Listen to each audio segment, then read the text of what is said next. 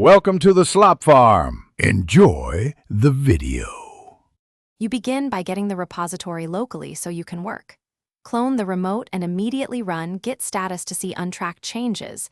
This tells you where to start. Once cloned, set your user. Name and user. Email if missing so commits attribute correctly. Make sure to inspect the README and any contributing files to follow project rules. Then create a new topic branch for your change so you don't work directly on main, and push that branch to the remote to register your intent. You now implement your change and stage it thoughtfully. Stage related hunks with git add p if you need atomic commits, then compose a concise commit message explaining the why and what. Once you have local commits, run git pull rebase to integrate upstream updates cleanly.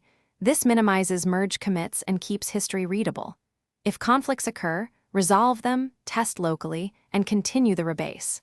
Finally, run automated checks or unit tests before you push to avoid breaking the CI pipeline.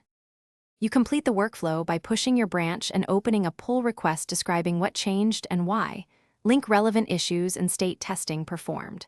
Review feedback, make small follow-up commits, and squash or rebase if the project prefers linear history.